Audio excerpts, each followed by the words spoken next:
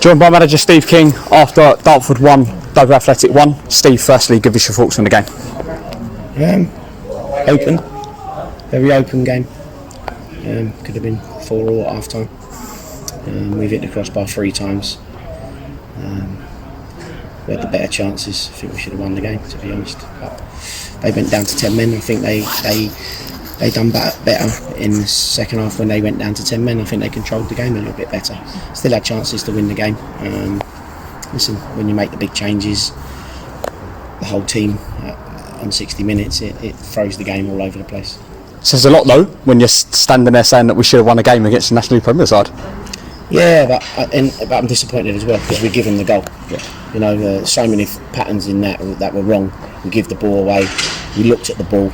We didn't get back in and defend properly, and you know they sort of scored with only 1 or 2 chances they had in the second half. One positive though, certainly first half, Kyle Marsh-Brown striking the crossbar. He was impressive tonight, wasn't he? He was outstanding. He was the best player on the pitch by a country mile. They couldn't deal with him. Every time 1v1 he was, you know, he not only created the number of chances for us to hit the crossbar, like you say, he hit the crossbar second half as well. So yeah, that's what he can do. So he sets his own standard and his own bar there to keep progressing like that. But I thought he was, like I said, in the half time, I'll just keep giving him the ball. It was his day today. Yeah, you said, of course, in previous interviews with myself and others that from Kai this season, he was in and out the side when he come in, that you're looking for that consistency from him, aren't you? Yeah, and if he plays like that, he'll get in the team. There's no problem with that. He was outstanding. He was the one threat that I felt he was a threat every single time he got the ball. And that's the consistency we're going to need from him on a regular basis. Of course, just over 500 fans in here tonight. Yeah, give us your thoughts on how it went. It was good. I think it was. You see around the ground the way it was controlled and the signs and everything, the way it was sort of, you know, the guys done really well off the seat off the pitch, you know.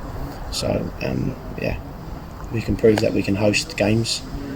So let's hope that we get some good news going forward. Yeah, we'll talk about that news coming forward. It was obviously announced earlier today that fans at the moment are not going to come back at the start of October. It's a bit of a disappointment, isn't it? Yeah, but that may change. Yeah. If the step 3 and below are allowed to have 600 fans, which I think they're confirming, that's what they've been allowed to have. If they're going to allow to have that, you know, it might be a case of we lose the elite tag from the north and the south, and we start with 600 fans. So 600 fans is a great start. Yeah, and we'll see where the next base after that comes. Of course, the earlier news today was Lee Noble leaving the club after 12 years. Just explain your decision behind that one. It was a tough decision, as in Lee's been an unbelievable servant for the club. You know, been there 12 years and played nearly 500 games. You know, he's a legend of the club. But I have to take that aside and look at what we got, and I think we've got the most talented midfield players in the division. They're young, hungry, and I felt that our midfield's gone up another level. And I think where Lee is of his age now, he should be playing. And I think to get in the team would have been very, very difficult.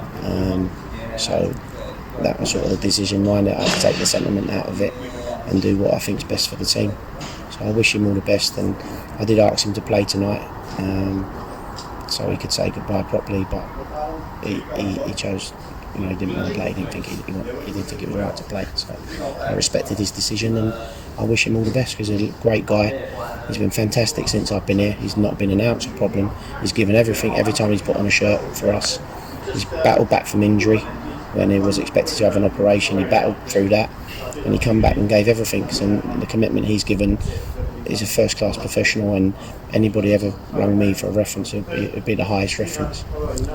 Finally, your last pre-season game on Saturday at home to Barnet. An unbeaten pre-season so far, apart from Horsham, against sides that are all above us. How would you assess it's going so far? We've had a good pre-season, but I'm a winner, and I expected a little better tonight from the boys. I think, don't get me wrong, we didn't deserve to lose the game. We deserved to win the game, but there's just things that annoyed me, and I let them know. But we move on. Get nothing in pre-season, building bridges, and sometimes when a lot of decisions are made easy for you because you see things going out there that you won't accept. So we've had a good pre-season. Whatever happens with Barnet on Saturday, we've tested ourselves, and we've acquitted ourselves.